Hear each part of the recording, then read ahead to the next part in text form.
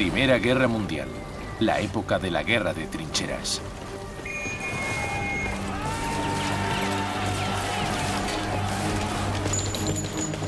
$20 millones de hombres lucharon en un laberinto de zanjas y túneles subterráneos, suficientes para dar la vuelta al planeta. Muchos soldados no salieron de los campos de batalla. La tierra se tragó sus cuerpos y sus armas. Ahora, un equipo de historiadores y arqueólogos excavan las trincheras de los frentes. Este terreno embarrado tiene las pistas de un misterio. ¿Por qué estas trincheras hicieron tan difícil ganar la Primera Guerra Mundial? Esto es un fusil Lee Enfield británico. Esto es una pala británica. La evolución de la guerra de trincheras es una evolución de la tecnología. Durante los próximos 10 días, el equipo desvelará los restos ocultos de las trincheras y de los hombres que lucharon, vivieron y murieron en ellas. Cavando trincheras. A las afueras de la ciudad de Ypres se encuentran los famosos campos belgas de Flandes. En esta apacible tierra de labor tuvieron lugar las batallas más sangrientas de la Primera Guerra Mundial. Algunas de las primeras trincheras se abrieron aquí, creando un nuevo tipo de guerra. Esta región se convirtió en el crisol de la guerra, donde los hombres morían por las avanzadas que se medían en metros, no en kilómetros. Todavía quedan grandes tramos de trincheras ocultas bajo tierra.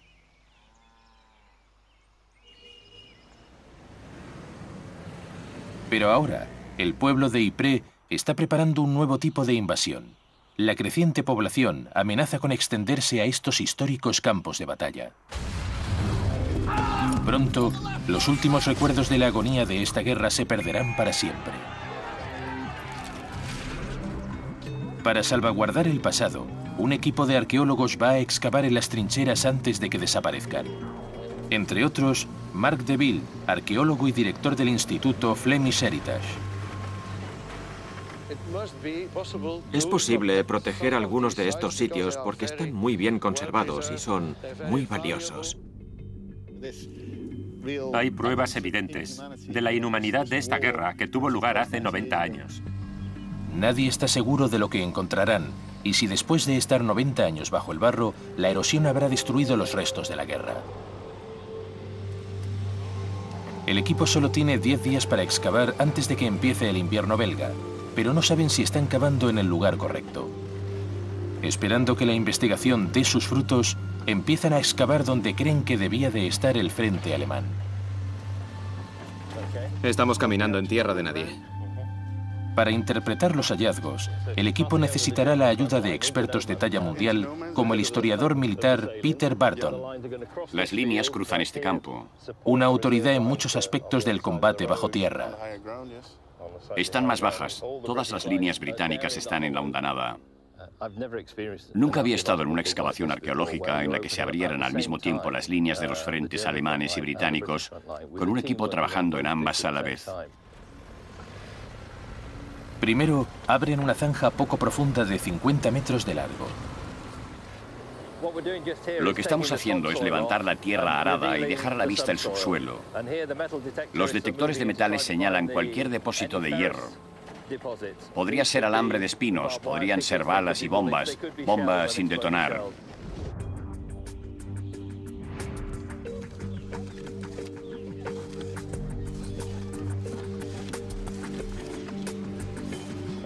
Creemos que esta sección es la trinchera que se usó desde mayo de 1915 hasta el principio de la tercera batalla de Ypres y estaba en el frente alemán. Pronto aparece la primera reliquia de la guerra.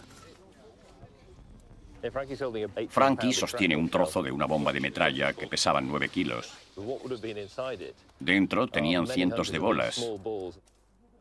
Cuando explotaban, las bolas se disparaban contra la cara de los soldados que estaban cerca.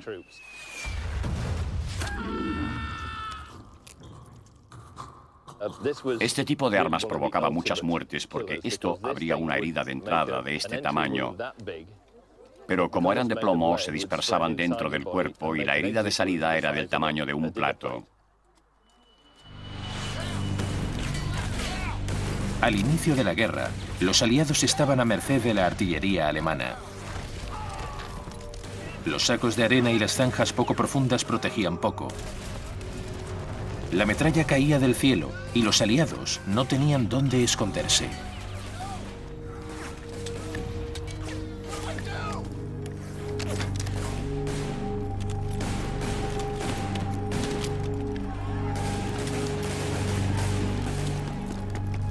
En agosto de 1914, el ejército alemán entró por el norte de Bélgica camino de Francia. Su objetivo era París, pero fueron rechazados por las fuerzas aliadas. A finales de 1914, los ejércitos se enfrentaron a lo largo de un vasto frente.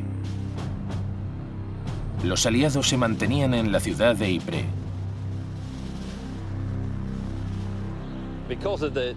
En estos campos se derramó mucha sangre. Los británicos creían que si perdían Ypres, era muy probable que también perdieran la guerra y el imperio corría un enorme peligro. En las afueras de la moderna Ypres, empieza la búsqueda de las trincheras británicas. El trabajo es peligroso porque es posible que haya bombas sin detonar. El equipo asiste a un curso acelerado para aprender a manejar piezas de artillería y bombas de gas intactas. Si se encuentran un artefacto como este, no lo toquen ni lo muevan, porque pueden saltar por los aires. Frankie está colocando una bandera para que todos sepan en qué dirección sopla el viento en caso de que rompamos una bomba de gas. Y así sabremos en qué dirección debemos ir. Una vez retirada la capa de tierra arada, empiezan a aparecer los vestigios de la guerra.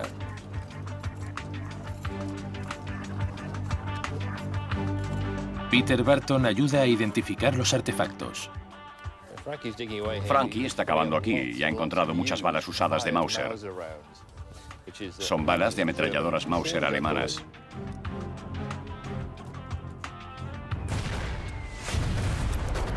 El ejército alemán fue el primero en ver el potencial mortal de las ametralladoras. Diezmaron a los soldados aliados. El poder de las balas de las ametralladoras y las bombas de metralla dejaban indefensos a los soldados de infantería que no tenían dónde refugiarse.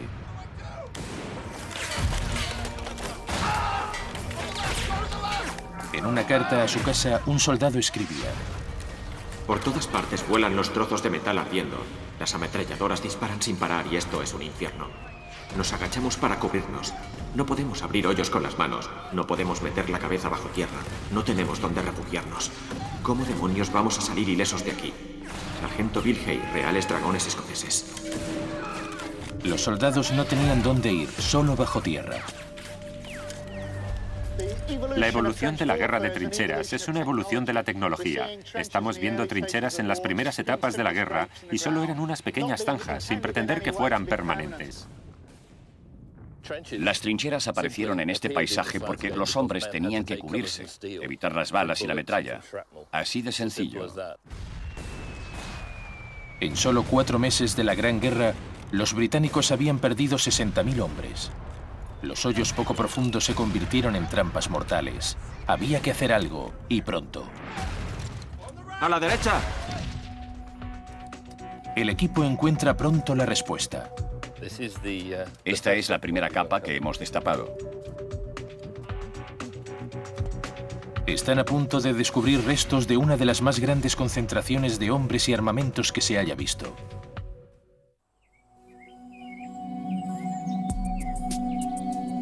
Una excavación histórica en los campos de Flandes está revelando evidencias de que los primeros soldados cavaban trincheras para refugiarse durante la Primera Guerra Mundial.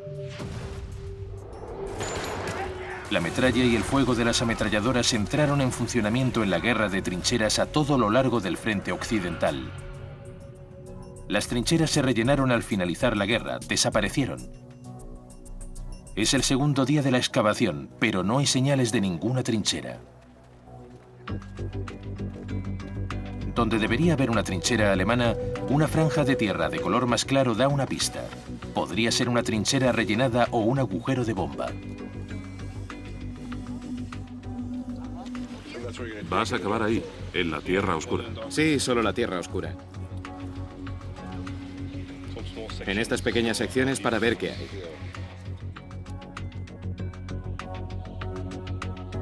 A 100 metros de aquí, el equipo sigue buscando restos del frente británico. Los arqueólogos han levantado la superficie y la han limpiado. Y ahora estamos haciendo los primeros hallazgos. Están apareciendo los primeros artefactos. Lo que llama la atención, lo que te sorprende, es el hecho de que la gente cultive estos campos, caminen por aquí, sobre municiones intactas, caminan sobre granadas, sobre bombas de gas. Esto es un proyectil de artillería Mark VII. Eran las balas que disparaban los fusiles Lee Enfield. Desde esta posición se disparaban regularmente grandes cantidades de estas balas. ¿Imaginas qué ocurría aquí? Todas las mañanas los soldados se despertaban. Recordaban a los alemanes, y los alemanes recordaban a los británicos, a los canadienses y a los de otros países que seguían aquí.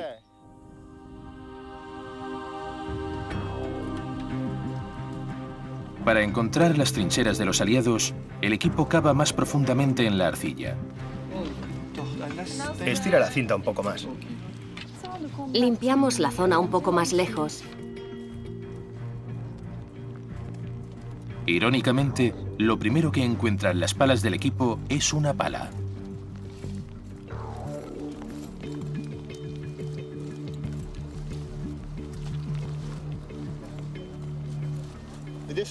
Esto es una pala británica usual. Todavía se fabrican hoy. Probablemente las tropas británicas en Irak siguen usándolas. Esta es una de las mejores palas para este trabajo. Tiene la punta abierta.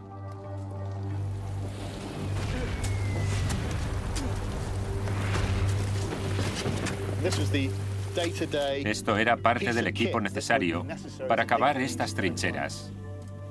A fines de 1914, se suministraron miles de palas a los soldados. Ambos ejércitos empezaron a cavar y nació el Frente Occidental. Ambos bandos dejaron a un lado sus fusiles, cogieron sus palas y empezaron a atrincherarse. La pala sustituyó al fusil, ya no lo necesitaban, solo tenían que hacerse un refugio, atrincherarse, atrincherarse y atrincherarse. ¿Queréis filmar esto? Esas trincheras todavía están aquí, en algún lugar, pero hay que encontrarlas. Durante el segundo día, el equipo vuelve a verificar los mapas de las trincheras de hace 90 años y las fotos aéreas para determinar con precisión dónde deben cavar. Ahora estáis trabajando en el lado alemán. Si están excavando en el lugar correcto, encontrarán señales de las trincheras aliadas y, cruzando la tierra de nadie, las líneas alemanas. Tienes que hacer esto con optimismo. No sabes qué vas a encontrar, pero siempre te sorprende.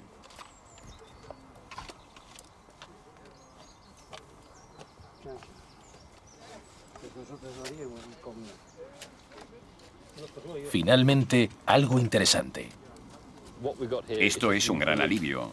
Encuentran restos de una trinchera aliada.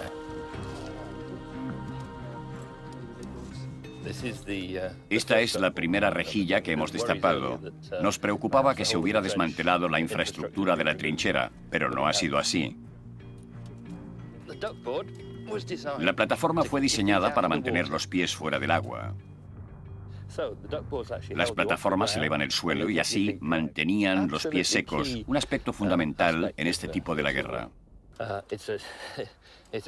Es muy emocionante. Parece una tontería emocionarse por esto, pero lo estoy.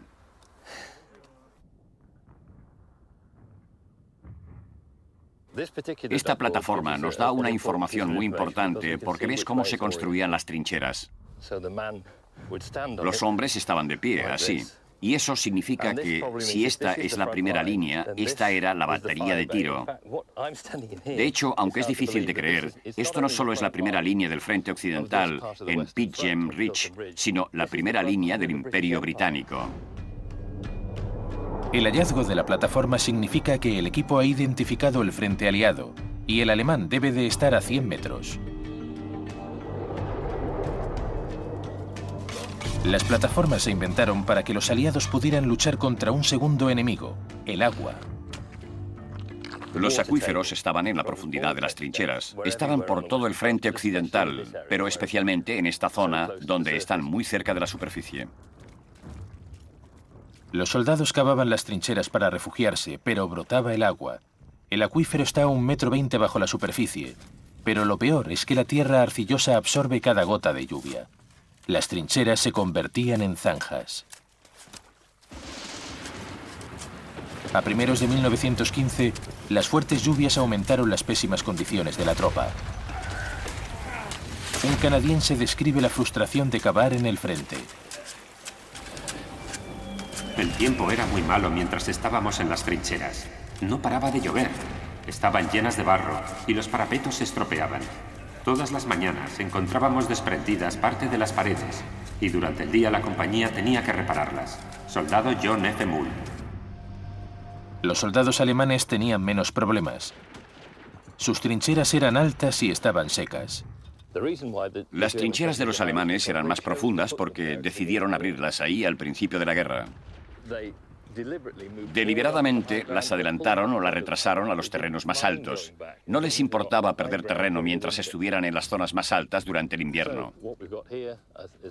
Por eso los alemanes estaban en un lugar ligeramente más alto, más seco, y además bombeaban el agua de sus trincheras e inundaban las británicas. Las plataformas solo conseguían eliminar parte de la humedad.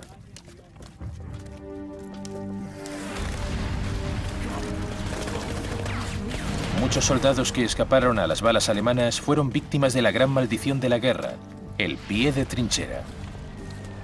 El pie de trinchera era una enfermedad que se contraía si los pies estaban constantemente en el agua. Empezaban a pudrirse, literalmente se cangrenaban y había que amputarlos. Cuando se les caían los dedos de los pies, los médicos creían que era debido al frío, pero la maldición duraba todo el año. En un caso en especial, todo un batallón de 400 hombres sufrió de pie de trinchera. En muchos casos, la única solución era amputar. A pesar de las condiciones, las órdenes de los británicos era defender el frente a toda costa. Les dijeron a los británicos que se mantuvieran en su posición hasta morir. Y los comandantes dijeron, esto es terrible porque estamos metidos en el barro. Y les contestaron, quédense donde están, sigan cavando. Los británicos no se rinden. La negativa de Gran Bretaña a retirarse creó una de las posiciones más peligrosas del frente occidental, el saliente de Ypres. Aquí, la línea aliada entraba en territorio enemigo. Desde los altozanos de los alrededores de Ypres, Alemania disparaba a los soldados aliados por delante, por ambos lados y por detrás. Para los aliados, la geografía del saliente era una pesadilla táctica. Esta zona, el saliente de Ypres, era el caldero, el crisol del frente occidental para los ejércitos británicos y todos los demás, los ejércitos coloniales. Fuerzas de todo el mundo vinieron a luchar en estas trincheras que estamos excavando. El equipo está a punto de desenterrar signos del extraño mundo que los soldados encontraban aquí. Esto era su casa, su vida. Un mundo donde todo parecía diseñado para mutilar o matar. Alambre de espino de la Gran Guerra.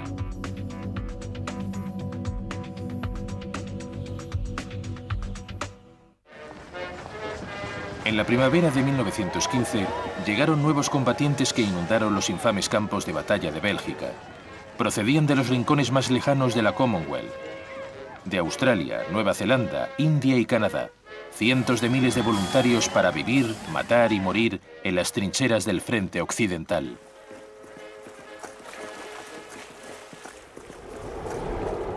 Ahora, El tercer día de la excavación, los arqueólogos encuentran señales del nuevo y extraño hogar de los soldados. Estamos empezando a ver la evolución de este sistema de trincheras. Vemos las secciones rectas, la zona de fuego. Podemos ver el pasillo de regreso, las formas que hemos visto en las fotos aéreas y que ahora vemos sobre el terreno. Está tomando forma la misma estructura en la que lucharon los soldados durante la guerra. Las trincheras serpenteaban y giraban continuamente. Era necesario mantenerse en contacto para no equivocarte. Si parabas un momento, era fácil perder de vista al hombre que tenías delante. ¡Esperad, compañeros!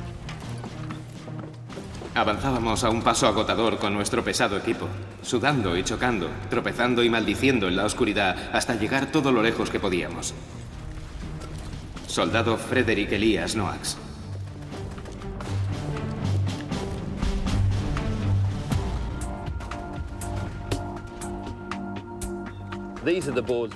Estas son las tablas por las que miles de hombres de todo el mundo caminaban, las trincheras en las que vivieron. Esto era su casa, su vida. Aquí eran casi como exiliados, pasaban aquí mucho tiempo. Era un mundo extraño. Las cosas se hacían de forma diferente. Debían olvidar todo lo que conocían en la vida civil, y desde ese momento, en cuanto llegaban a las trincheras, se convertían en soldados trogloditas. No vivían en casas, sino en agujeros en el suelo. Todo olía a tierra descompuesta, a humedad, a suciedad, a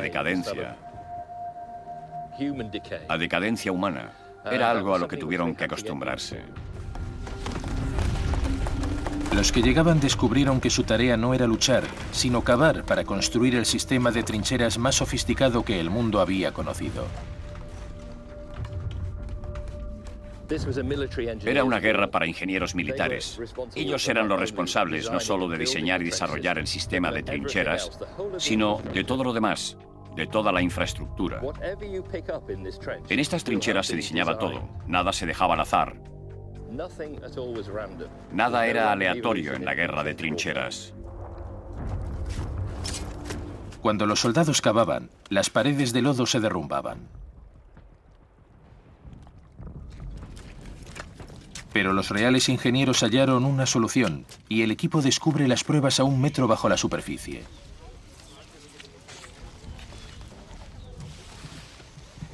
Hemos descubierto los detalles de la construcción de las trincheras. Estos son los caballetes que sujetaban los lados de la trinchera y, como ven, debían de llegar hasta ahí, manteniendo en su lugar los muros de contención de acero que evitaban el derrumbe de la trinchera.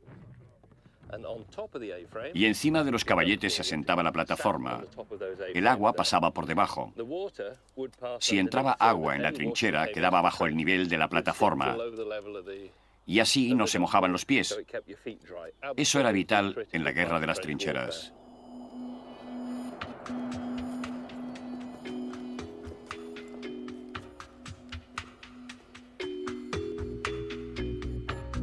Esto indica que los ejércitos británicos y de la Commonwealth intentaron mejorar regularmente lo que vieron aquí, desarrollando nuevas tecnologías, inventando cosas como los caballetes para los sistemas de trincheras. Los británicos y los aliados de la Commonwealth intentaban habilitar este territorio.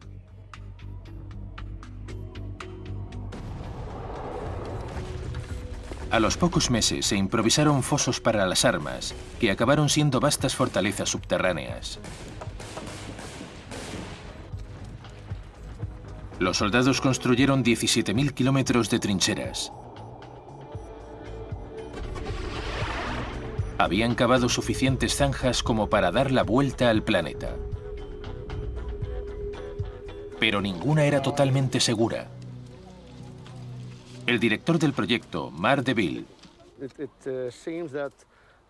parece que aquí hubo una explosión y por eso desapareció la plataforma.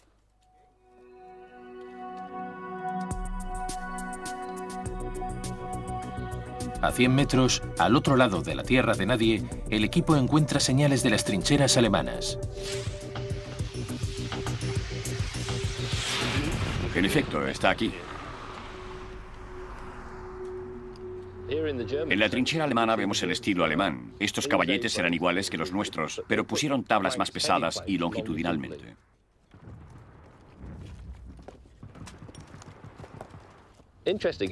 Es interesante porque podemos ver la profundidad. Están a 80 o 90 centímetros del suelo, mucho más profundas que las trincheras británicas al otro lado de la tierra de nadie. En la superficie construyeron estas grandes e imponentes estructuras para hacer que los británicos se sintieran observados desde arriba. El proceso de aprendizaje es muy importante aquí. Es una magnífica excavación.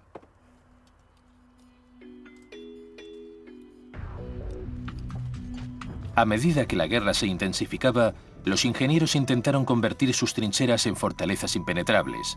Modificaron las alambradas de las granjas para conseguirlo. Al principio de la guerra, las defensas de las trincheras eran de alambre de espino. Solo barreras de alambre de espino.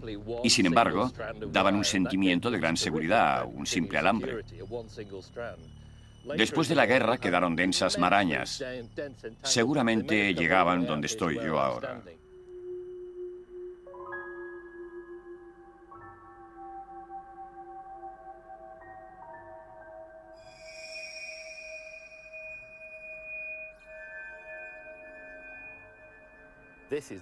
Estamos hablando de esto. El alambre de espino de la Gran Guerra. Era para la guerra, no agrícola. El alambre de espino era la primera línea de defensa. Detrás estaba la trinchera desde la que se abría fuego. Más allá la de apoyo, donde estaban los soldados de reserva durante los ataques.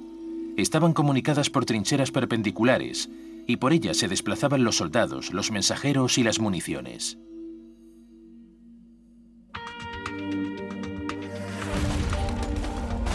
Cuando se construyeron las trincheras fortaleza, ningún bando podía moverse.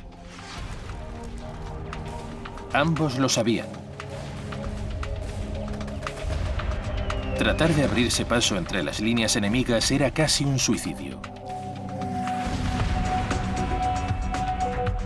El equipo está a punto de encontrar armas diseñadas para este nuevo y extraño escenario de la guerra. Esto es el parapeto de un francotirador. También hallan restos de los soldados que murieron luchando.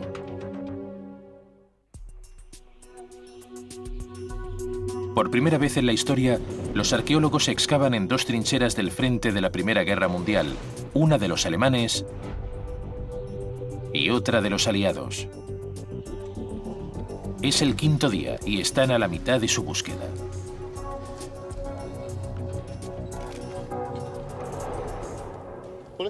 Este es un típico superviviente de la guerra de trincheras.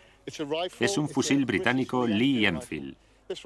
Este fusil fue diseñado y construido a principios del siglo XX y fue usado durante la Segunda Guerra Mundial en toda la Commonwealth y por las tropas británicas que estaban destinadas aquí. Es muy característico. Estos fusiles tienen un punto de mira prominente, muy típico. Y aquí es donde va el punto de mira. Aquí estaba la culata.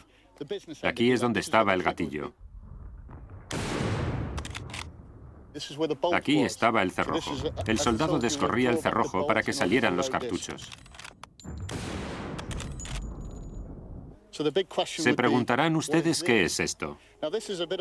Es un poco anormal. No se ve comúnmente en los fusiles Lee Enfield. Y es muy posible que esto sea el encaje para una mira telescópica. Incluso en una fortaleza subterránea nadie estaba seguro. Era particularmente peligroso para los soldados jóvenes o los soldados que acababan de llegar y nunca habían estado en primera línea. Se cuentan muchas cosas sobre eso. Decían, bueno, ¿dónde está la guerra? Asomaban la cabeza por el parapeto y ¡bang! ¡Pratt! ¿Estás bien? ¡Le han dado a Pratt! ¡Pratt, vamos! ¡Vamos! Pratt no tenía remedio. Tenía la cabeza hecha añicos. Le salían trozos de cerebro por detrás, pero se negaba a morir. El cabo Welk lo cuidó, le sujetó el cuerpo y los brazos, porque luchaba débilmente. Tardó 2 horas en morir. Gemía y se lamentaba en voz baja. Un estertor agónico para el más truculento de los novelistas. Oficial británico John Carrington.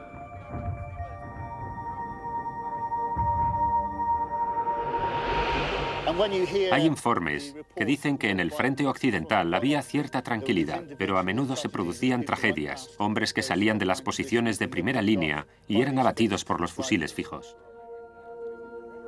Cada mes morían 30.000 hombres en el frente occidental sin entrar en la lucha. Las autoridades militares aceptaban ese número como pérdidas naturales. Para ambos lados, los francotiradores eran una amenaza constante. Los alemanes estaban a 120 metros.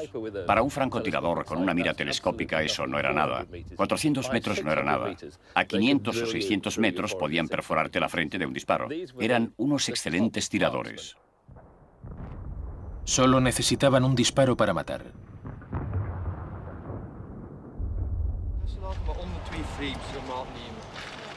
Investigando en profundidad la historia de la guerra, el equipo encuentra uno de los trucos usados por los francotiradores.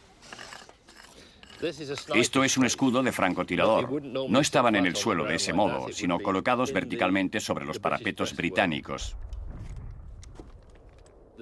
Había una portilla en el centro, y por ahí sacaban el cañón del fusil para disparar en cuanto hubiera algún movimiento en las líneas alemanas o en tierra de nadie. El pomo de la parte de arriba es para abrir la portilla. La cerraban cuando dejaban de disparar, porque si no, se podía ver un poco a través de ella. Observando este escudo se ve que es de acero sólido de 2,5 centímetros de grosor y fue diseñado específicamente para detener las balas alemanas.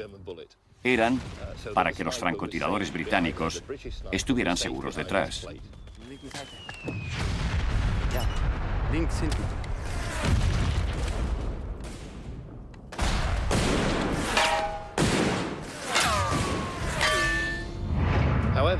Sin embargo, encontraron la forma de atravesarlos. No eran para balas blindadas, y simplemente había que invertir la bala dentro del cartucho. Y de ese modo la punta de la bala era la parte plana. Esta es británica, así que se disparaban contra las líneas alemanas. No son balas estándar, y no son las usuales porque las hacían los propios soldados, no eran las normales. De hecho, iban contra las reglas de la guerra. Esto impactaba con mucha fuerza.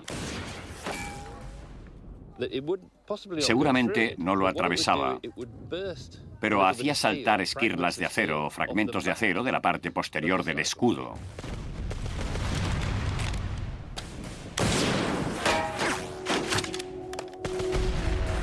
E impactaban en la cara del francotirador.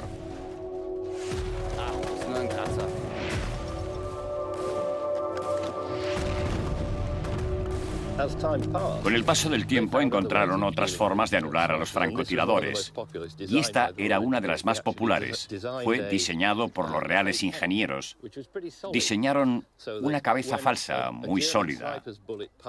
Así que cuando la bala de un francotirador alemán atravesaba la cabeza, abría un agujero. Entonces, bajaban la cabeza, metían un periscopio por el agujero, la volvían a colocar otra vez exactamente en el sitio donde la habían alcanzado.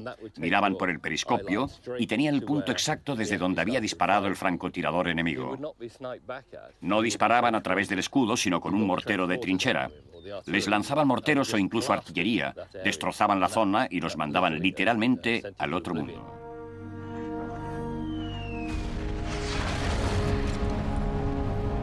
Cuando mejoraron los métodos para encontrar y destruir a los francotiradores, el número de muertes por disparo disminuyó considerablemente.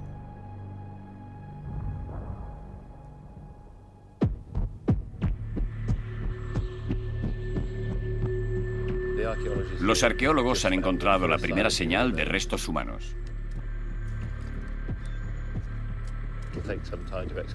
Tardarán un poco en excavar esto, porque hay que hacerlo casi como un forense. El hallazgo de restos humanos en estos campos de batalla se toma mucho más en serio que nunca.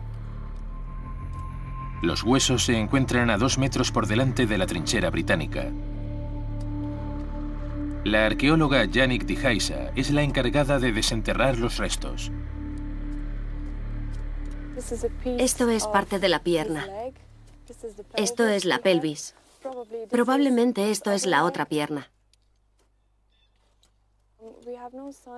Aún no hemos encontrado el cráneo. Y no sabemos si lo encontraremos. El hallazgo sigue un estricto protocolo, y lo primero es determinar qué mató a este hombre. Lo más probable es que fuera una bomba, causa principal de muerte durante la guerra. Vamos, moveos, agáchate.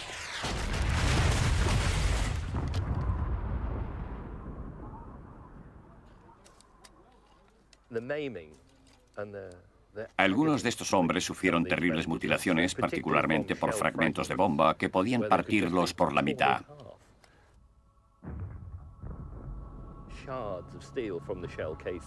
El casco de acero de las bombas podían arrancar un brazo, la cabeza, seccionar el cuerpo en dos o hacerlo pedazos. Yannick limpia el barro de 90 años y aparece un nuevo misterio. El problema es saber si se trata de un esqueleto o de más de un esqueleto. ¿Por qué enterraron a estos hombres delante de una trinchera británica? La respuesta abrirá uno de los capítulos más horrendos de la historia de la guerra de trincheras.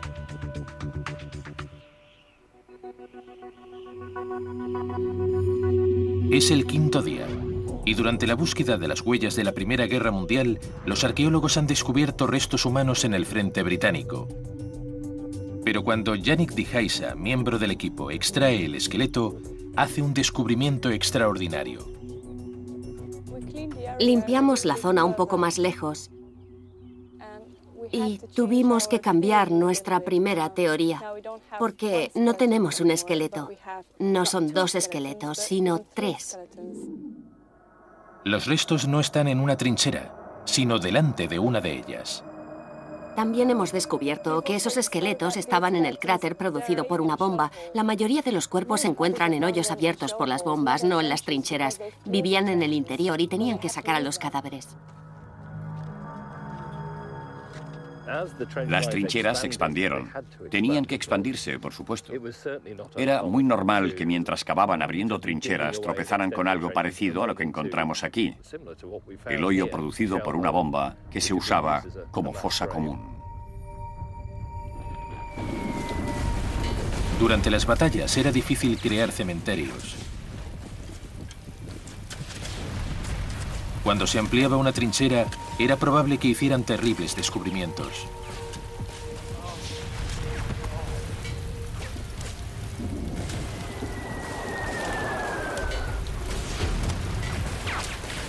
Bajo el fuego no se podían recuperar los cadáveres. Era muy arriesgado. Pero los soldados cavaban fosas y sepultaban a los muertos bajo el barro.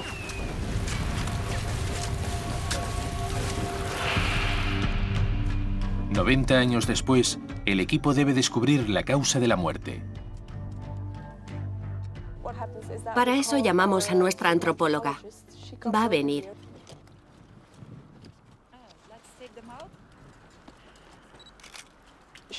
Estudiará el esqueleto. Están muy bien conservados. Y es debido al ambiente, a la tierra. Puede determinar la edad del esqueleto y averiguar todas sus enfermedades. Incluso con solo ver las piernas sabe si montaba a caballo. La mayoría de veces son jóvenes de entre 18 o 20 años.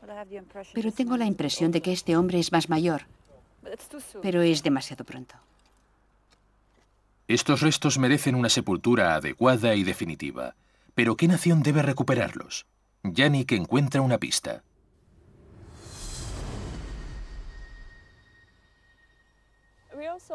También hemos encontrado 2 botones.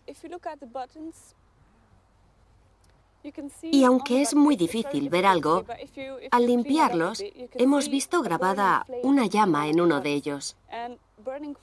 Y las llamas son típicas de los uniformes de los soldados franceses. Esto nos dice algo sobre la nacionalidad de la persona que reposaba aquí, y pensamos que era un soldado francés.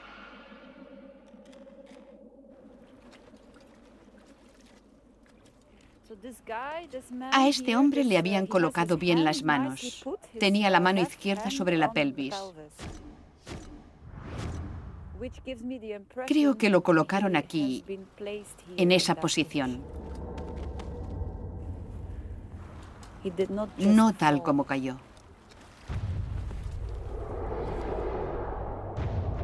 Los botones franceses, los 3 cuerpos, el entierro deliberado. Las pruebas dan una explicación escalofriante de lo que ocurrió aquí. Por la forma en que estaban estos 3 soldados, los antropólogos y los arqueólogos creen que estos 3 hombres pudieron ser víctimas del primer ataque con gas de la guerra. En la primavera de 1915, los soldados franceses defendían la primera línea, a 3 kilómetros de donde los arqueólogos están excavando ahora. Pero en la tarde del 22 de abril, el frente estaba a punto de cambiar. El gas era liberado tras las líneas alemanas a nuestra derecha, a unos 3 kilómetros de Langemark. Necesitaban que soplara viento del norte para que se llevara el gas, y tardó mucho tiempo en llegar. Pero el viento del norte llegó la tarde del 22 de abril de 1915. Habían colocado tubos por la tierra de nadie, y cuando abrieron las espitas salió el gas. Abrieron 40.000 cilindros.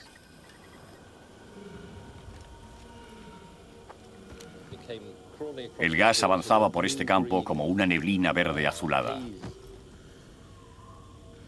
Más pesado que el aire, el gas mostaza cayó en las trincheras de los aliados. En aquellos momentos, las tropas argelinas francesas ocupaban las trincheras.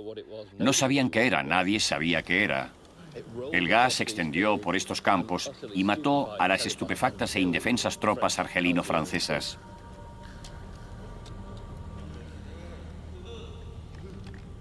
En unos minutos murieron cientos de hombres. Otros huyeron de sus puestos aterrorizados. Huyó toda una sección de las líneas aliadas.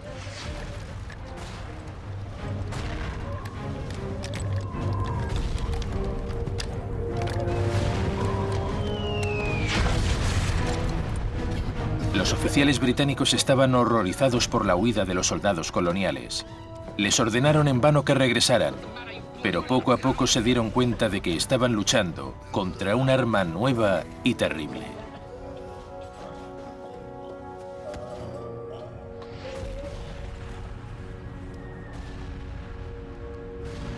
Si la dosis es fuerte, entra en los pulmones y destruye el sistema nervioso desde el interior. Lo que ocurre es que te ahogas desde dentro. Tus pulmones se llenan de líquido y te ahogas literalmente sin estar bajo el agua. Es una manera terrible de morir.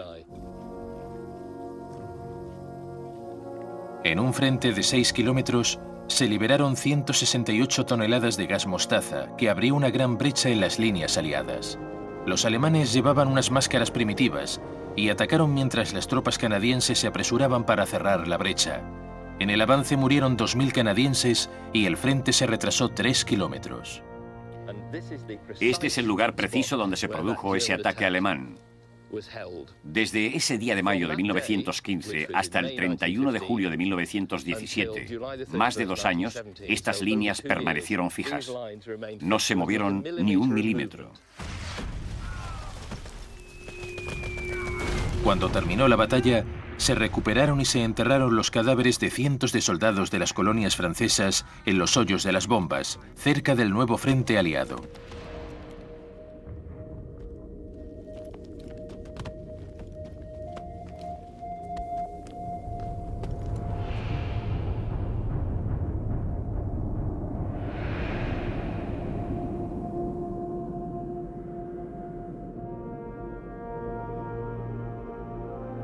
El intento de Alemania de gasear al enemigo y arrebatarle Ypres había fallado. Ambos bandos estaban otra vez en tablas. Para algunos soldados caídos, esta batalla no había terminado. Pero ahora tienen la oportunidad de volver a casa. El equipo arqueológico tiene un sentimiento especial ante los soldados que han encontrado. No estamos ante un esqueleto. Estamos ante una persona real. Y ha valido la pena encontrarlos para que tengan un entierro digno. Por fin. Los nombres de esos soldados no se conocen todavía, pero gracias al trabajo de los arqueólogos pueden ser entregados al ejército francés y unirse a las filas de miles de hombres que dieron sus vidas en las trincheras de los campos de Flandes. Se les rinden los máximos honores. Son tratados con el máximo respeto posible desde el momento que son encontrados hasta el momento que se les da sepultura. Cuando los restos se preparan para la repatriación, el equipo reanuda su trabajo y excavan más profundamente en las trincheras. Había un puesto de ametralladoras en la trinchera en la que estamos. Encontrarán signos de las nuevas estrategias para atravesar las líneas. Las incursiones en las trincheras eran absurdamente costosas porque siempre había bajas, siempre había muertes. Ambos bandos sabían que si querían ganar la guerra, tenían que encontrar una manera de terminar con el punto muerto. Los arqueólogos averiguarán pronto cómo probaron los nuevos y horribles métodos para acabar con el enemigo. Esta es la historia de la excavación de las trincheras. Cavando trincheras. En los campos belgas de Flandes, un equipo de arqueólogos está excavando en 2 trincheras del frente de la Primera Guerra Mundial. En la trinchera de los aliados han aparecido docenas de artefactos que señalan cada etapa de la guerra de trincheras. Pero en la trinchera alemana, tras 5 días de excavación, solo se encuentran señales de destrucción.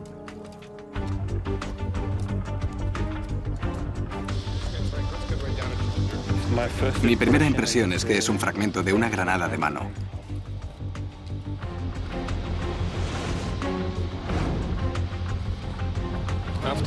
Es un casco alemán de pincho. El equipo cree que la trinchera alemana fue destrozada por la artillería pesada. Pero ¿por qué era este lugar un objetivo tan importante? Ahí es donde los alemanes estuvieron 2 años. Exacto. Los 2 bandos se atacaban. El historiador Peter Barton pide la colaboración de Peter Chasseau, historiador militar y cartógrafo. Es difícil creer que aquí se libraron algunas batallas muy sangrientas. Se dirigen al otro lado de la tierra de nadie para intentar resolver el misterio de la destrozada trinchera alemana. Estamos nuevamente en la trinchera alemana y hemos encontrado restos de hormigón. Y a juzgar por la posición en el mapa de Peter, es muy posible que estemos muy cerca del lugar donde estaba la ametralladora. Sí, en el mapa tenemos la posición exacta de la ametralladora alemana en la trinchera donde estamos. La posición del puesto de esa ametralladora puede ilustrarnos sobre otra táctica de las trincheras. En las trincheras había salientes que casi rodeaban al enemigo, pero los salientes también proporcionaban otras ventajas. Frankie Beifels, técnico en arqueología de campo. La línea va de aquí hasta ahí. Una línea frontal. Luego, un refugio. Probablemente el puesto de la ametralladora estaba ahí. Sigue otro refugio. Luego sigue otros 30 metros. Y da un giro de 90 grados a la derecha. Esa es la primera línea que da al oeste. Y tenemos otra primera línea mirando al sur. El puesto de la ametralladora destruido que ha encontrado el equipo estaba situado en un pequeño saliente de las líneas alemanas. Así podían disparar en abanico a través de la tierra de nadie. Lo más peligroso de la tierra de nadie era la ametralladora fija.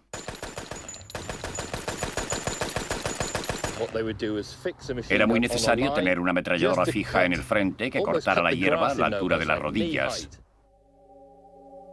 De día, caminar por la tierra de nadie era un suicidio. Por eso, los soldados empezaron a trabajar por la noche. Las operaciones comenzaban cuando oscurecía.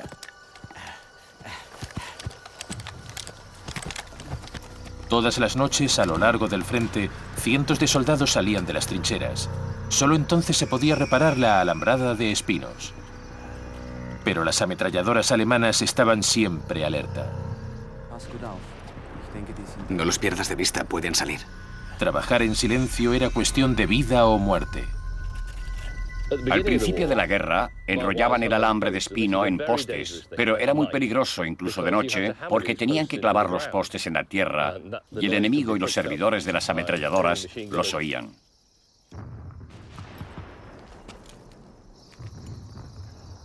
Acribillaban la zona en cuanto había alguna actividad.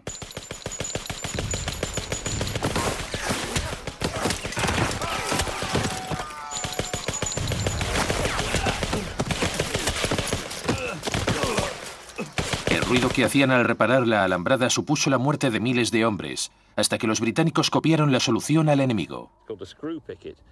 Esto es una estaca de taladro, un invento alemán que los británicos adoptaron inmediatamente porque, a diferencia de los postes de madera, no hacían ruido al colocarlas.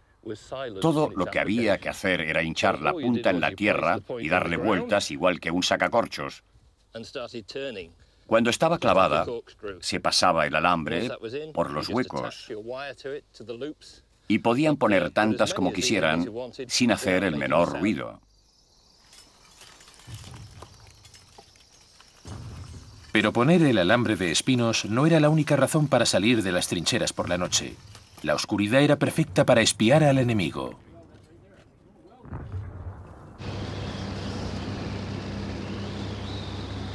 Los aviones espía no podían hacer mucho.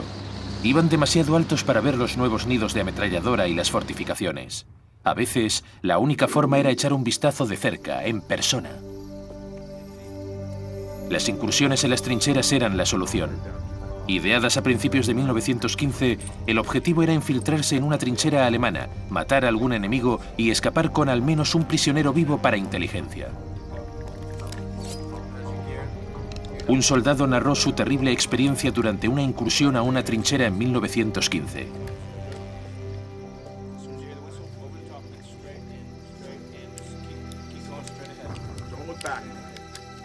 Nos aseguramos de que el rifle y equipo no hicieran ningún ruido que nos delatara.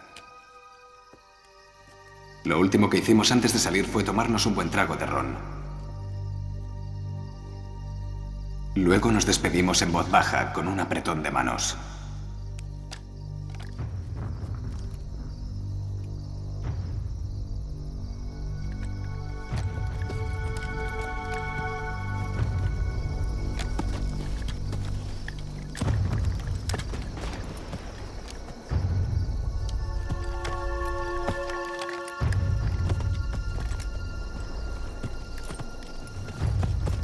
En cuanto salimos y atravesamos nuestra alambrada, nos echamos al suelo y avanzamos a gatas, en el lento avance hacia las líneas enemigas. Fui consciente del peligro y me atenazaba el terror. Sentía el peso de una vivida anticipación de lo que podía ocurrir. La angustia del avance premeditado. Capitán Herbert Reed. En tierra de nadie, los soldados esperaban la oportunidad para atacar. No se atrevían a moverse mientras los servidores de la ametralladora alemana siguieran en su puesto. Para que la incursión diera resultado, debían destruir ese objetivo. De vuelta al sitio, Barton y Chauchat creen que saben por qué fue destruida esta trinchera alemana. Este es un mapa de la trinchera que los británicos trazaron para una incursión. Sabemos por este plano que a principios de 1917 hicieron esa incursión. Ocurrió aquí, en este lugar, y el emplazamiento de la ametralladora alemana fue el objetivo de los obuses Howitzers británicos especiales para destruir o neutralizar los puestos de las ametralladoras para que dejaran de disparar contra los británicos que atravesaban la tierra de nadie, la partida británica que se acercaba. Los soldados se prepararon para el ataque, esperando que las bombas de los aliados arrasaran los nidos de ametralladoras.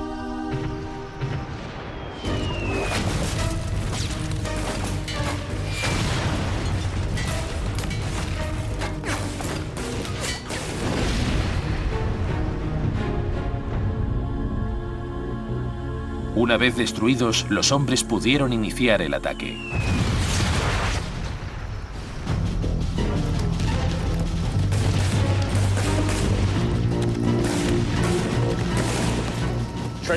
Las incursiones a las trincheras podían resultar muy sangrientas. Después de la guerra, por la información que se obtuvo, se las consideró absurdas y costosas porque siempre había bajas, morían muchos hombres y apenas descubrían nada. El porcentaje de supervivencia era de un 50%.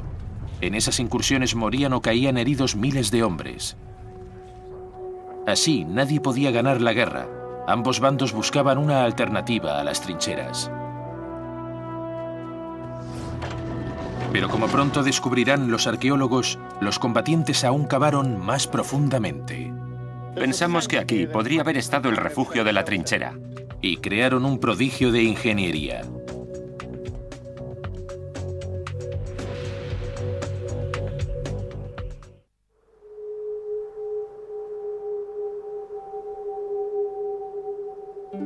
Con la guerra en punto muerto, en el invierno de 1916, los soldados alemanes y aliados se apostaron en sus trincheras, desesperados por el aburrimiento, el frío y la constante amenaza de la muerte.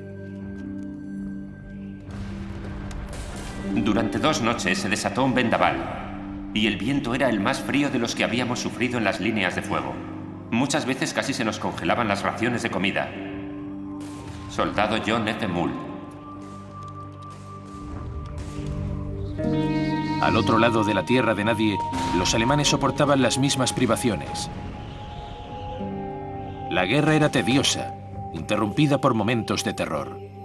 Nunca sabían cuándo iban a hacer los aliados una incursión a las trincheras o un ataque de artillería. No olvidaré esas largas noches de invierno en primera línea. En la oscuridad, éramos presa fácil de toda clase de ideas irracionales. Un tocón, un montón de tierra o un rollo de cable tomaban formas amenazadoras. Y a la luz de las estrellas, parecía que venían hacia nosotros. Soldado Frederick Elias Knox. Los soldados esperaban volver a casa antes de la Navidad de 1914, pero la guerra se estaba alargando y no se veía el final. La excavación descubre cómo convirtieron esas frías trincheras en un segundo hogar.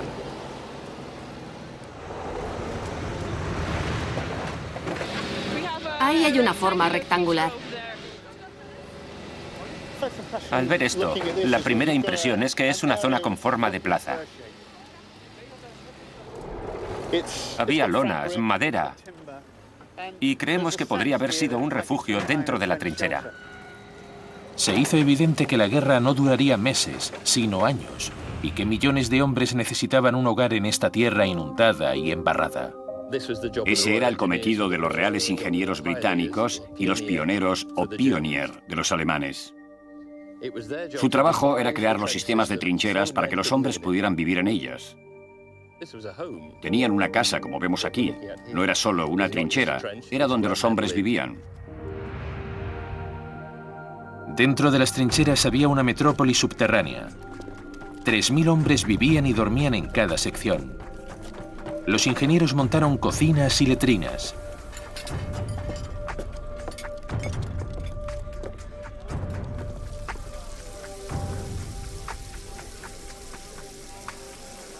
Una base militar con todas las comodidades menos una, la luz del sol.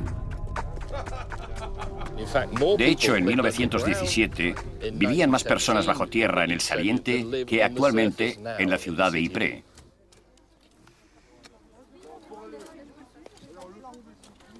Hoy solo quedan reliquias de los hombres que vivieron aquí. Esto es una cuchara británica usual. Un calcetín. Es de goma.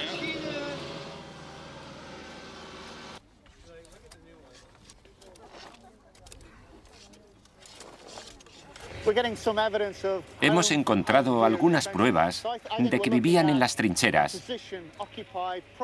Creo que en esta posición no vivían soldados, sino oficiales y suboficiales.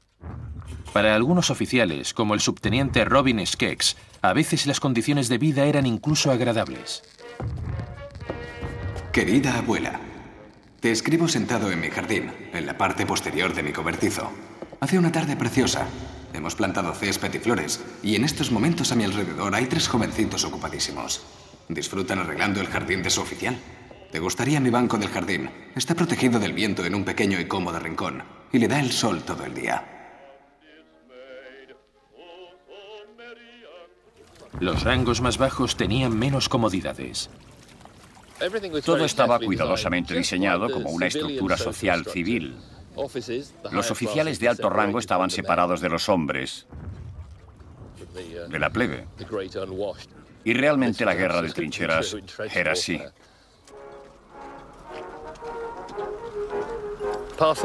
Los paquetes y las cartas eran muy importantes en las trincheras.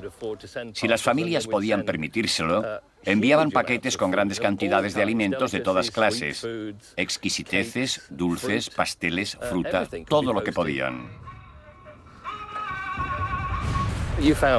Había oficiales que en Navidad comían paté de foie y pastelillos. Era bastante normal. Quedan algunas listas con el contenido de los paquetes. Y aquí tengo una. Dice, una lata de cacao, una lata de sopa de tomate, y el recepto marcaba lo que no le gustaba, las verduras. Por favor, no me envíes más. Prefiero una botella de Bovril y una lata de tabaco. Estaban bastante bien abastecidos. Aún así, la mayoría de soldados no disfrutaba de esas cosas.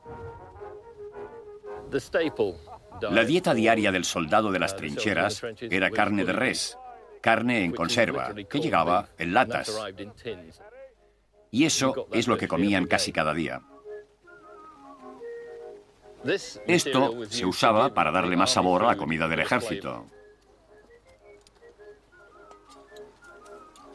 Pero justamente cuando la vida en las trincheras era más soportable, una nueva arma se abría camino hacia los refugios. El gas mostaza era un producto químico mortal que se filtraba en los cobertizos atacando a los combatientes mientras dormían.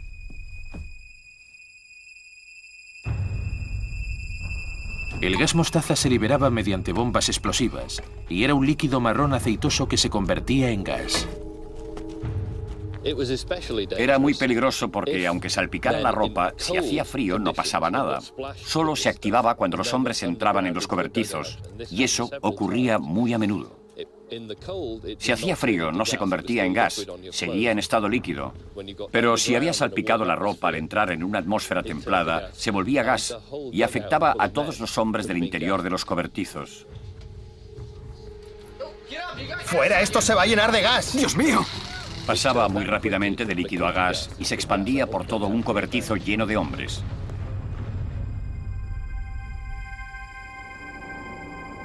Sobre todo destruía las partes blandas del cuerpo, se las comía. Si lo inhalaban, destrozaba el interior del cuerpo. Entraba en los pulmones y los echaban por la boca. Era un tipo de gas muy letal.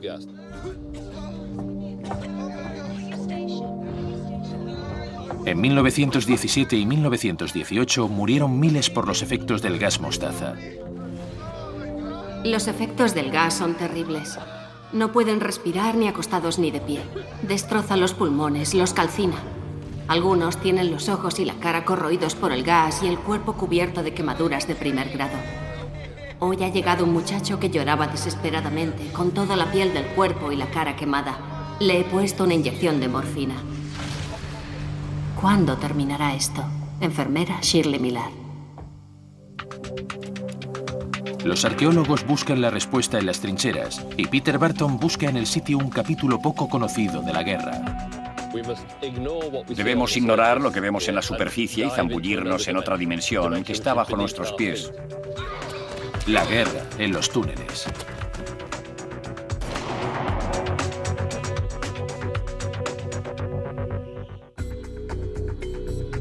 En las afueras de Ypres, Bélgica, en los campos de cultivo, están apareciendo armas, estructuras y artefactos de la Primera Guerra Mundial.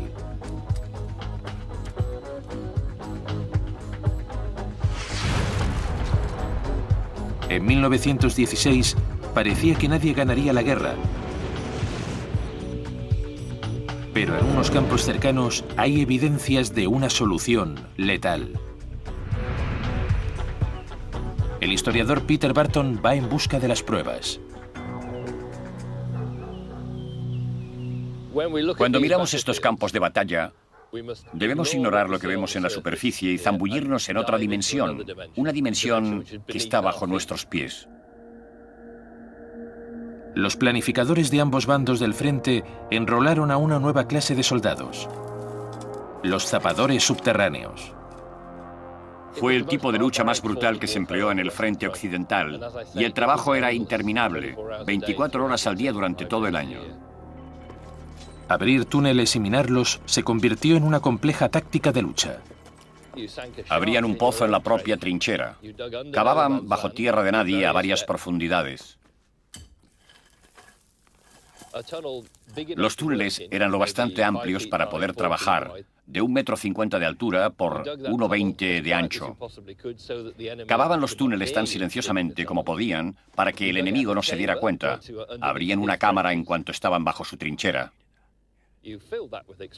La llenaban de explosivos y los detonaban en un momento determinado, generalmente antes de un ataque de la infantería o una incursión.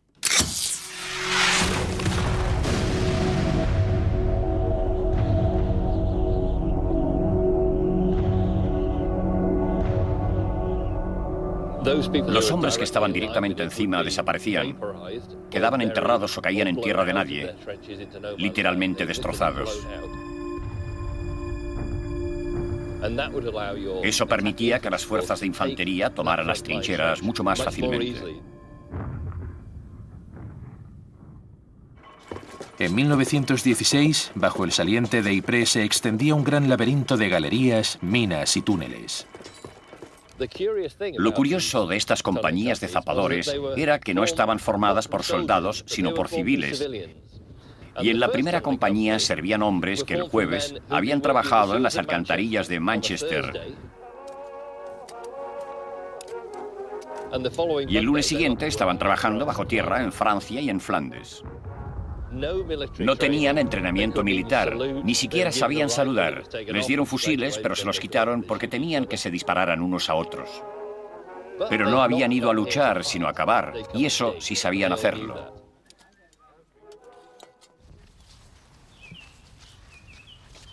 Incluso hoy, las cicatrices de los túneles derrumbados se ven en la superficie de los campos de Flandes. Este es un buen ejemplo de un colapso reciente. Se ve porque no hay vegetación alrededor del hoyo. Hace poco que se hundió. Y si tuviésemos una máquina y excavásemos directamente aquí, entraríamos a los túneles canadienses que se abrieron en 1916. Este tipo de hoyos se ven por todo el saliente de Ypres. Son más habituales aquí porque el suelo es más arenoso, pero por todas partes se encuentran hundimientos, algunos grandes, otros pequeños. Los agricultores pierden tractores y vacas muy a menudo. De pronto desaparecen bajo tierra. Ambos bandos abrían túneles bajo las líneas contrarias, y detectar y destruir los túneles enemigos se convirtió en una tarea primordial.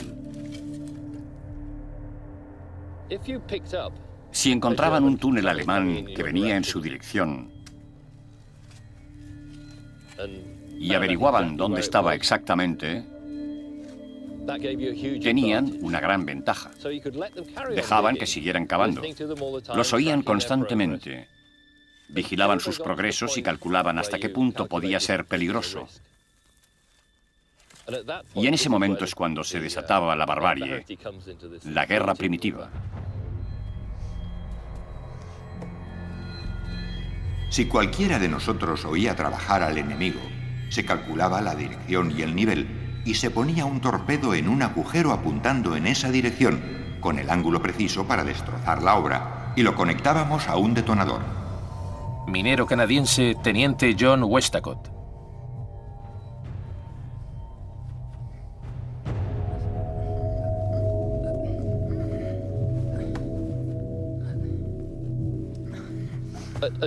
Decidían el momento oportuno para detonarlo.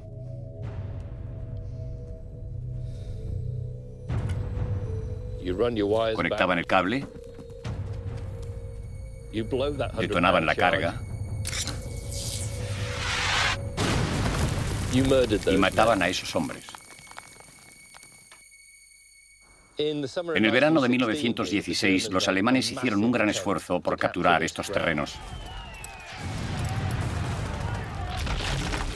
Los hombres que cavaban bajo tierra durante la noche sabían que pasaba algo. Cuando terminaron su turno y llegaron a su trinchera por la mañana, encontraron la primera línea llena de alemanes. La habían tomado durante la noche. Nadie había avisado a los zapadores. Los alemanes vieron a los canadienses, los persiguieron por los túneles y allí los atraparon. El teniente John Westacott estaba allí. Íbamos equipados con revólveres y granadas, pero la mejor arma que teníamos los obreros de los subterráneos era un cuchillo hecho especialmente con una hoja de unos 12 centímetros unida a un mango que se ataba a la muñeca. Y era un arma muy silenciosa. Durante 24 horas lucharon cuerpo a cuerpo, con granadas, bayonetas, con fusiles, con todo lo que tenían.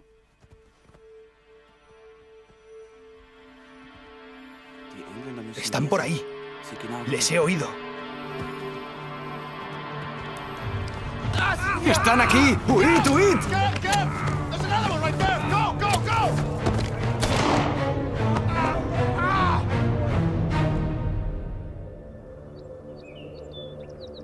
Cientos de hombres murieron en los túneles. Algunos cadáveres siguen ahí. Este monumento lo señala. En esta zona donde estamos, murieron 13 hombres bajo tierra. 90 años después, los hombres siguen donde murieron, sepultados en sus túneles.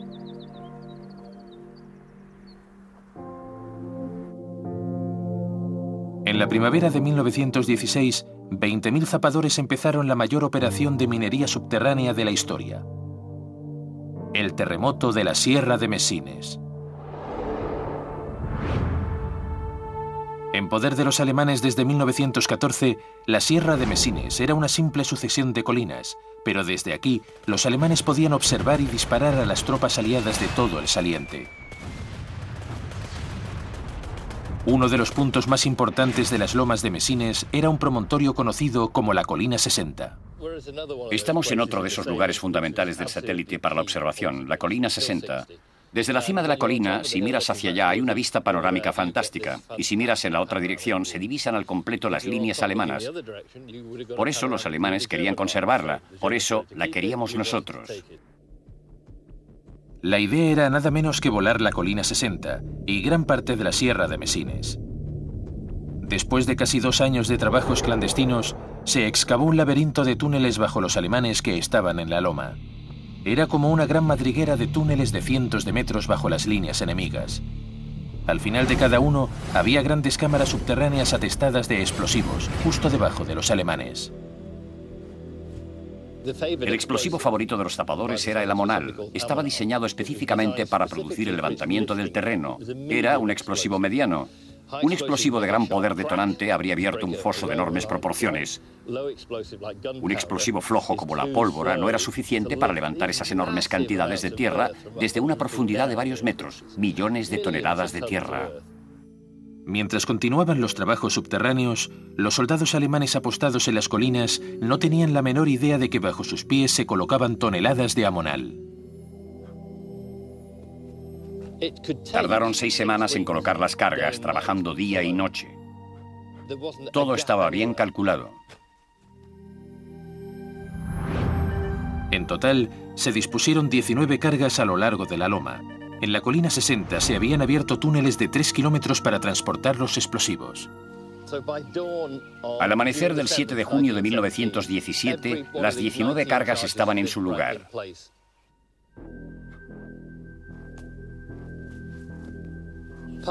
Era la mayor carga explosiva utilizada en la historia. Pasada la medianoche del 7 de junio, las fuerzas aliadas iniciaron el bombardeo preliminar más potente de la guerra.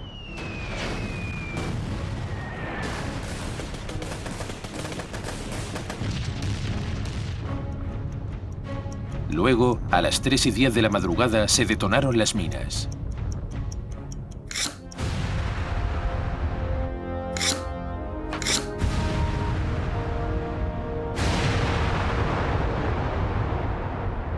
Lo que siguió fue la mayor explosión provocada por el hombre hasta ese momento de la historia. La onda explosiva del cataclismo se oyó desde Londres. 25.000 alemanes se desintegraron en un instante o quedaron sepultados vivos.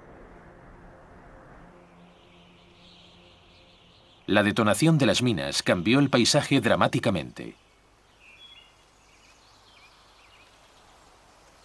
Este es uno de los cráteres que abrió la explosión. Aquí había 35.000 kilos de amonal colocado a 30 metros bajo tierra.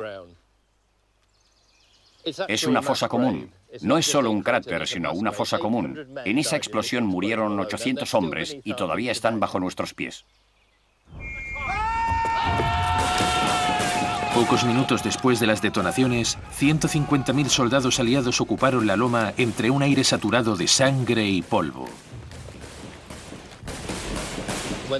Cuando la infantería tomó esta zona después de detonar las minas, encontraron destrozado el fortín de primera línea. Había desaparecido toda la madera y todos los hombres habían muerto por la conmoción. Las trincheras y toda su estructura se habían derrumbado y los habían aplastado. Cayó sobre los hombres y murieron aplastados. Las trincheras de ambos bandos quedaron unidas.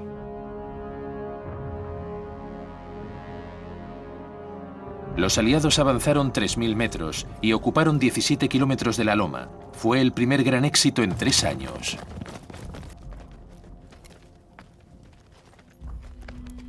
En el sitio de la excavación, los arqueólogos están a punto de encontrar pistas de los últimos y terribles días en esas trincheras. No debería estar tan cerca de la bomba, y sinceramente, da miedo verla a la luz del día.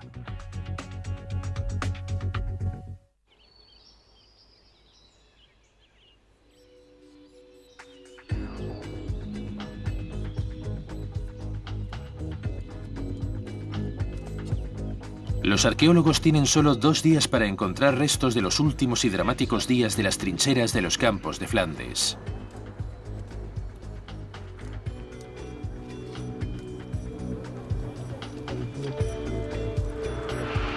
Durante 3 años, este fue el hogar de cientos de miles de soldados. Pero en 1917, los túneles que los aliados minaron bajo la sierra de Messines cambiaron el curso de la guerra.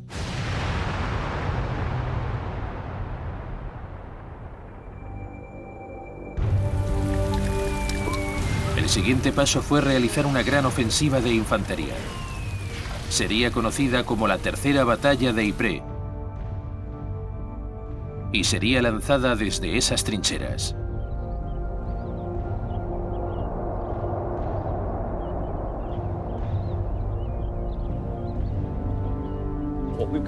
Esta es la capa superficial de tierra. Hemos levantado medio metro y más abajo hemos encontrado un color diferente, que se debe a los restos metálicos de la Primera Guerra Mundial, la mayoría de los cuales caían desde el cielo. Son cascos de bombas. Debido a la intensidad de los bombardeos, la Primera Guerra Mundial dejó muchas huellas geológicas. Durante las semanas anteriores a la Tercera Batalla de Ypres, los aliados lanzaron un duro ataque de artillería contra los alemanes. El enemigo contraatacó y 90 años después quedan muchos restos intactos en las trincheras aliadas. Por alguna razón, esto no explotó, pero podría hacerlo en cualquier momento. Si alguien le diera un golpe fuerte, podría estallar muy fácilmente. Explotaría y saltaríamos en pedazos. Así que estoy muy cerca de desaparecer de este mundo. La gran asesina de la guerra, la artillería, era cada vez más eficiente, con inventos como las bombas de espoleta. Explotaban antes de llegar al suelo. Estallaban sobre la superficie y las esquirlas de acero de las bombas se expandían en todas direcciones. Esos artefactos causaban grandes daños. Los hombres dejaban de existir. Desaparecían. En una mañana brumosa podían dejar una neblina de sangre en el aire. Esas enormes bombas eran muy destructivas.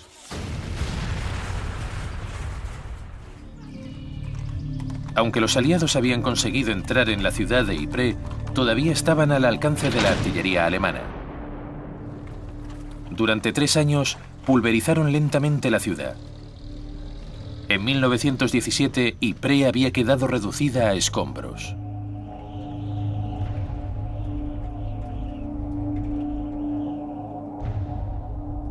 Los soldados se hicieron expertos en identificar las diferentes clases de bombas enemigas. La tropa daba un nombre a las bombas en función del sonido que producían al caer y al explotar. A unas grandes bombas negras les pusieron Jack Johnson, por el boxeador negro que estaba por aquí en aquella época. A una de esas bombas alemanas que caían a gran velocidad las llamaban whiz y bang, porque el zumbido y el estruendo de la explosión iban muy seguidos. En 1917, los bombardeos llegaban a su apogeo.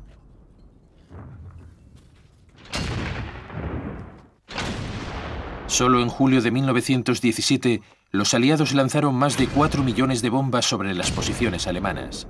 Era el ensordecedor preludio de la tercera batalla de Ypres. Todo estaba lleno de cascos de bombas. Cuando estallaban, el ruido y las terribles vibraciones que seguían ponían a prueba los nervios de todos los que estábamos allí. Algunos tuvieron que ser repatriados por neurosis de guerra. Mientras duraba esa lluvia de fuego, la metralla volaba por todas partes y en todas direcciones. Soldado John F. Moon. La onda expansiva de las bombas podía causar la muerte a 10 metros por conmoción cerebral o rotura del bazo y los riñones, sin dejar marcas en el cuerpo. El efecto de los bombardeos podía ser devastador para el sistema nervioso. Las personas se derrumbaban durante los bombardeos por la neurosis de guerra. Hay informes que hablan de personas anímicamente destrozadas, pero unas resistían más que otras. Algunas podían soportarlo bastante tiempo. La neurosis de guerra produjo un terrible número de víctimas. Al final de la contienda habían enloquecido 30.000 hombres. Las personas se desmoronaban y no se recuperaban. Habían pasado 3 años desde que había muerto el último veterano. Todos los supervivientes habían vuelto a casa, pero algunos nunca se recuperaron de los bombardeos. Bajo esa tormenta de metal, 300.000 hombres se preparaban para salir de sus trincheras y atacar. 3 semanas de fuego de artillería y la lluvia habían transformado la tierra de nadie en un cenagal. Las condiciones eran pésimas. Pero los generales no querían esperar más. El 31 de julio de 1917, los soldados se prepararon para lanzarse al ataque bajo una lluvia de bombas y balas. Frederick Knox describe sus últimos momentos antes de salir de la trinchera. Creo que es la peor media hora que he pasado en toda mi vida. Soldado Frederick Elias Knox. Por los registros sabemos que ocurrió exactamente antes del ataque del 31 de julio de 1917. Antes de salir de las trincheras tomaron una taza de té y comieron salchichas y patatas. Sospecho que también un buen trago de ron.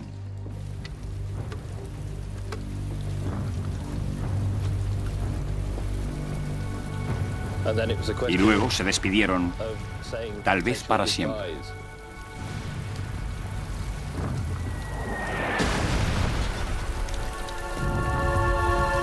La mayoría de soldados pensaba que era la prueba más dura a la que cualquier hombre podía enfrentarse.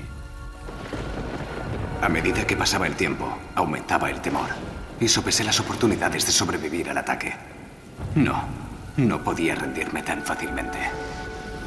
Me aferraba a la vida y cada vez sentía con más fuerza que quería seguir viviendo. Oficial de enlace, Paul Lucien Mays. Cuando sonó el silbato, salieron de estas mismas trincheras y se metieron bajo el fuego de las ametralladoras.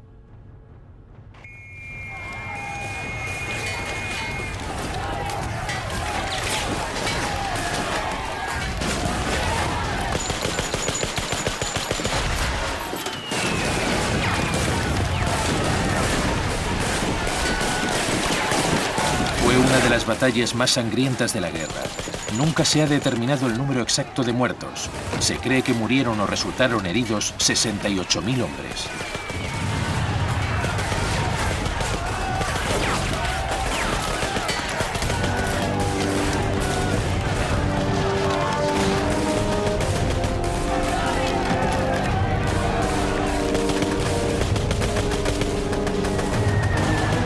A pesar de las enormes pérdidas, durante los siguientes 4 meses, los soldados aliados avanzaron hasta llegar a la lejana Passchendaele.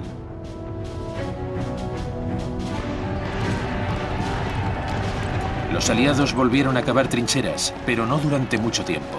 En 1918, los soldados serían testigos de la introducción de nuevas tácticas y tecnologías que finalmente derrotarían a las trincheras.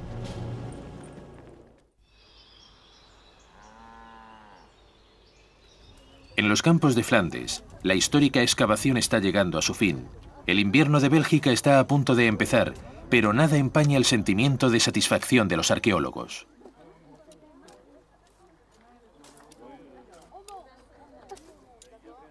En solo 2 semanas han desenterrado 2 trincheras completas de la primera línea y han encontrado muchos más artefactos de lo que esperaban.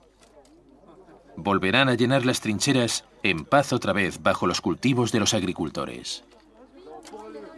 Hay quien cree que esto no ha servido de nada, que hemos hecho un gran esfuerzo desenterrando estas trincheras, que hemos visto todo lo que había entre los caballetes para luego volver a enterrarlo todo. Yo creo que ha valido la pena, así es como trabajamos los arqueólogos. La excavación ha revelado evidencias de todos los escenarios de la guerra de trincheras. En la trinchera británica, las plataformas y los caballetes. Y parte de la ingeniosa arquitectura de un fortín construido sobre un suelo normalmente inundado. Lo que los arqueólogos han hecho aquí es como tener un par de tijeras y cortar la cinta para pasar al frente occidental. Y esta excavación es como un diminuto trozo de esa cinta. La excavación ha encontrado pruebas que explican por qué los soldados empezaron a cavar estas trincheras.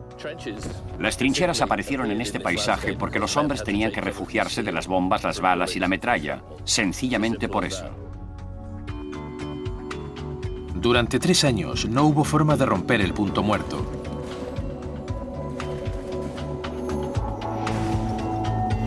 Los ataques con gas, los francotiradores, las incursiones, el fuego de artillería, todas las tácticas fallaron. Pero en 1918, el último año de la guerra, se encontró finalmente un medio de romper el punto muerto. Los primeros tanques atravesaron incluso las líneas de trincheras más fuertes. Y los bombardeos de precisión hicieron pedazos los fortines.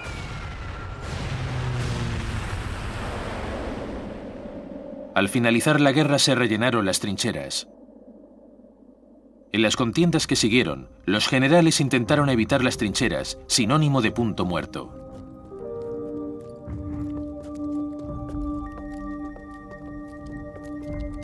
Pronto fallecerán los pocos soldados de la Primera Guerra Mundial que aún están entre nosotros. Esta excavación se está haciendo en vida de unos cuantos veteranos de la Primera Guerra Mundial. 4 de Gran Bretaña, 4 de Alemania y 3 de Australia. Todos estamos de acuerdo en que la Primera Guerra Mundial quedará en la memoria histórica y en que no podemos volver a eso jamás. Cuando fallezcan los últimos veteranos, los artefactos que dejaron tras ellos serán los únicos recuerdos de lo que ocurrió aquí.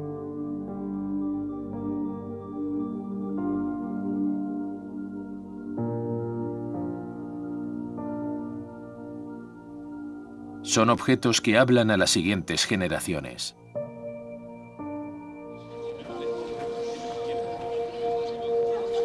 En el último día de la excavación, el 11 de noviembre, los arqueólogos muestran sus hallazgos a la gente de Flandes, antes de repartirlos por los museos de todo el mundo.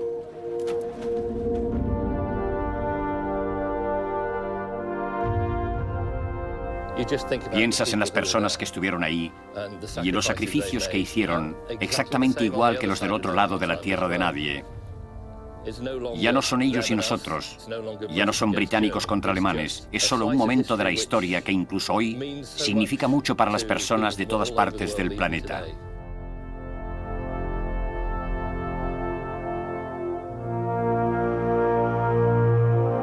Con el tiempo, se desvanecerán los nombres de los soldados.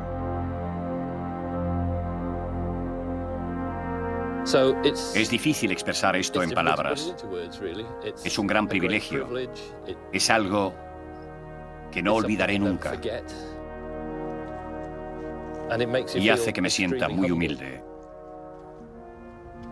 Y afortunado porque en estos años de mi vida nunca he tenido que ir a la guerra.